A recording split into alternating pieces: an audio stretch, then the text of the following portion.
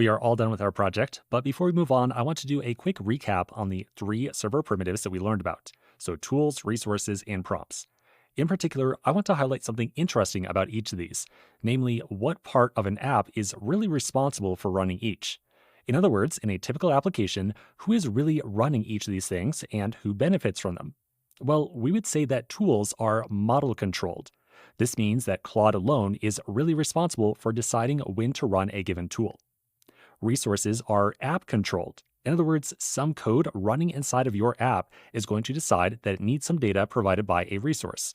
It will be your app's code that decides to execute a resource and use the return data in some way, maybe by using that data in the UI or something like that. In our case, we fetch a resource and then use that data inside the UI to provide a list of autocomplete options. We also fetch a resource to augment a prompt. Both those things were really application related code that was authored by you and I to put together. And finally, prompts are really user controlled. So a user decides when a prompt is going to run.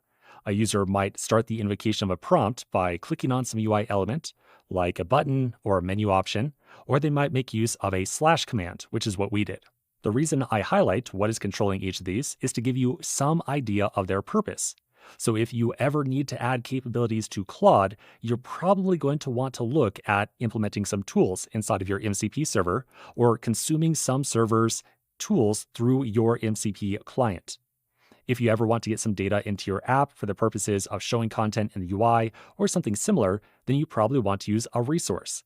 And if you ever want to implement some kind of predefined workflow, you probably want to look at prompts. Now you can see examples of all these ideas inside of the official Claude interface at claude.ai. So here's what it currently looks like for me. You'll notice that underneath the main chat input are some buttons right here.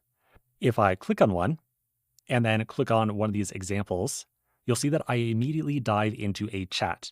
So this was a user-controlled action. I, as the user, decided to start up this particular workflow, and I'm making use of a prompt that was probably already written ahead of time and probably has been optimized in some way. So to implement that list of buttons right there, we would probably want to put together a series of different prompts inside of a MCP server. Likewise, if I go back and maybe click on this little tab right here, the plus button, you'll notice that I have a Add from Google Drive button. Now, I'm not going to click on it because it's going to show some of my internal documents, but if I click on that button, I'm going to see some documents that I can add into this chat as some context. Knowing what documents to actually render in that list, and then whenever I click on one, automatically injecting its contents into the context of this chat, that is all application-related code. So it is solely the application that needs to know the list of documents to render here. And that's, again, specifically UI-related elements. So to implement that listing of documents from Google Drive, I would probably look at implementing a resource inside of a MCP server.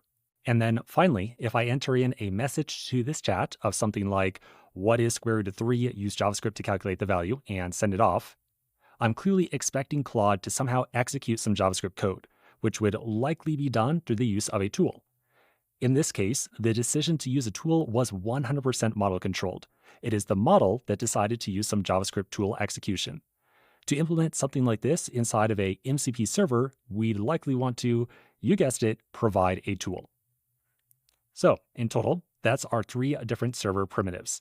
And each one is really intended to be used by a different portion of your overall application. So we got tools, which are generally going to serve your model, resources, which are generally going to serve your app, and prompts, which are going to serve your users. Once again, these are high-level guidelines, and the only reason I mention them is to just give you a sense of when you should use each of these primitives, depending upon what you are trying to put together.